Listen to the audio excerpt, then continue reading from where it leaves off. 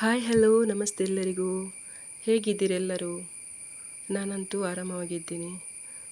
ತುಂಬ ದಿನಗಳ ನಂತರ ಅಂದರೆ ಬಹಳ ಸಮಯವಾಯಿತು ನಾನು ವ್ಲಾಗ್ ಮಾಡದೆ. ಇವತ್ತು ಒಂದು ಸಣ್ಣ ವ್ಲಾಗ್ ಮಾಡೋಣ ಅಂತ ಮಾಡ್ತಿದ್ದೀನಿ. ಇದು ನೋಡಿ ನಮ್ಮ ಊರಿನ ಹೊಳೆ ಎಷ್ಟು ಚೆಂದ ಕಾಣಿಸ್ತಿದೆ.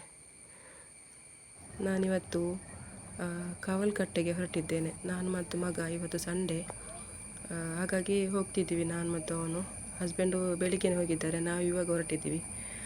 ಒಂದು ಹೋಗಿ ಬರುವ ಅಲ್ಲಿಗೆ ಅಂತ.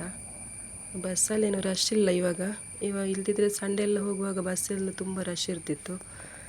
ಇವತ್ತು ರಶ್ ಏನಿಲ್ಲ, ಅಂದರೆ ಫಂಕ್ಷನ್ ಎಲ್ಲ ಮುಗಿಯಿತಲ್ಲ, ಹಾಗೆ ಹೋಗ್ತಾ ಇದ್ದೀವಿ. ಮಗ ಎದುರಲ್ಲಿದ್ದಾನೆ, ಎದುರು ಸೀಟಲ್ಲಿ ಕೂತಿದ್ದಾನೆ, ನಾನು ಹಿಂದ್ಗಡೆ ಇದ್ದೀನಿ. ನೋಡಿ, ಇದು ನಮ್ಮ ಹಳದಂಗಡಿಯ ದಕ್ಷಿಣ ಭವನ್ ಹೋಟೆಲ್ ತುಂಬ ಫೇಮಸ್ ಆಗ್ತಿದೆ ಇವಾಗ. ಯಾರಾದರೂ ಬರುವವರಿದ್ದರೆ ಬನ್ನಿ ಅಲ್ಲಿಗೆ ಒಮ್ಮೆ. ಫುಡ್ಡೆಲ್ಲ ಚೆಂದ ಇದೆ, ಒಳ್ಳೆ ಟೇಸ್ಟ್ ಇದೆ. ನೋಡಿ, ನಮ್ಮ ಹಳದಂಗಡಿ ಪೇಟೆ ಇದು.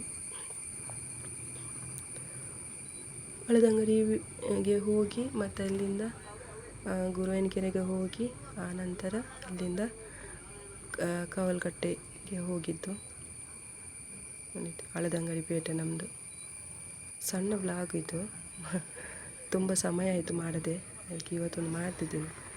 ಗುರುವಾಯನಕೆರೆ ಕೆರೆಯಲ್ಲಿ ನೀರೆಲ್ಲ ತುಂಬಿದೆ, ಮಳೆ ಬಂತು ನೋಡಿ. ಆ ಕಡೆ ಎಲ್ಲ ತುಂಬ ಮೋಡ ಇದೆ, ಮಳೆ ಬರುವ ಹಾಗಿದೆ.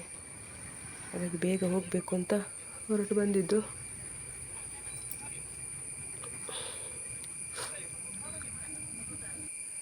ನೋಡಿ, ಬಂದೆ ಕಾವಲ್ಕಟ್ಟೆಗೆ. ಇದು ನಮ್ಮ ಮನೆಯ ಕೆಳಗೆ ಗದ್ದೆ ಎಲ್ಲ ಇದೆ, ಅದರೊಂದು ವ್ಯೂಸ್ ನೋಡಿ ಎಷ್ಟು ಚೆಂದ ಕಾಣಿಸ್ತಿದೆ ಅಂತ.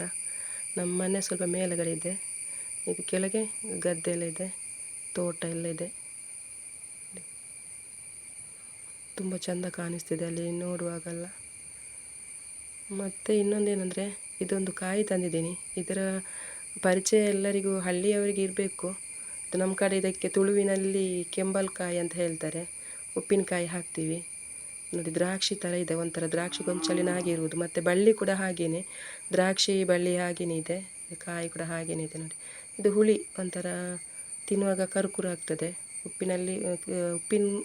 ಉಪ್ಪಿನಕಾಯಿ ಹಾಕುವಾಗ ನಾವು ಮಾವಿನಕಾಯಿ ಜೊತೆ ಹಾಕಿದರೆ ತುಂಬ ಟೇಸ್ಟ್ ಆಗುತ್ತೆ.